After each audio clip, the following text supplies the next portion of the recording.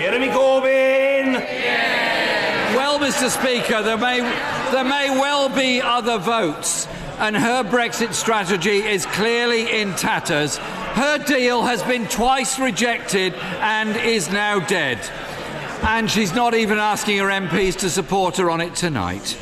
A couple of months ago, the Chancellor, who is here today, we'll hear from him later, reassured business leaders that the threat of a no-deal Brexit would be taken off the table, while the Business Secretary said a no-deal Brexit would be ruinous to the UK economy.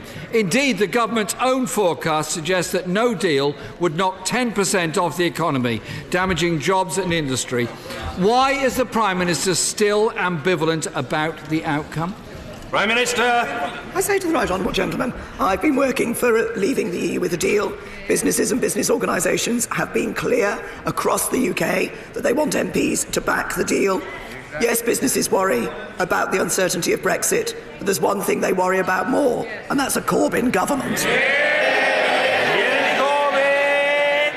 Mr. Speaker, it was a former DEFRA secretary, the member for North Shropshire, who was campaigning to leave in the referendum and actually said during that, and I quote, because it's not the kind of language I would use, only a madman would actually leave the single market.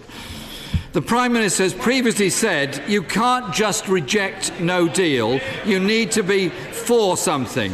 So with her own deal now so decisively rejected, can we be informed by the Prime Minister what is she now for? Does she now recognise the Labour alternative, the 5 pillars we put forward, is the credible show in town, available and ready to be negotiated? Isn't it time she moved on from her red lines and faced the reality of the situation she has got herself, her party, this Parliament and this country into? Prime Minister. The gentleman talks about not wanting no deal, yet repeatedly votes in a way that brings no deal closer. Can I say to the right honourable gentleman, the deal that he's proposing actually has been rejected several times by this House. I may not have my own voice, but I do understand the voice of the country. They want...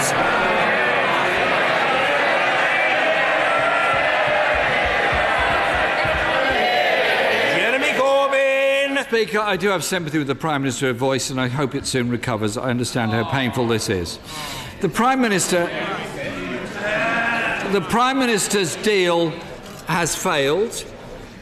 She no longer has the ability to lead. This is a rudderless government in the face of a huge national crisis. The honourable member for Broxbourne recognised it, saying, and I quote, "The government is not fit for purpose. We're not doing what we need to do, which is govern the country properly and effectively." Where the Prime Minister has so obviously failed, this House needs to listen to the country. Listen to unions, listen to people in work fearful for their future, manufacturers and businesses, workers and European Union citizens who've made such a fantastic contribution to our society, and British citizens across Europe, all facing uncertainty, jobs and industry at risk, the country in crisis. She needs now to show leadership. So can the Prime Minister tell us exactly what her plan is now? The Prime Minister. Can I say to the right honourable gentleman, I continue to believe that the House today will have an opportunity to vote on no deal. They will then have an opportunity tomorrow, depending on how they voted tonight, to vote on the question of the extension of Article 50. And as I said last night, there will be hard choices for this House, but this House will need to determine what its view is on the way forward. As far as the government is concerned, we want to continue to work to leave the European Union. That's what we deliver for the people on the vote of the referendum. We will continue to work to deliver leaving of the European Union, but to deliver leaving the European Union with a good deal.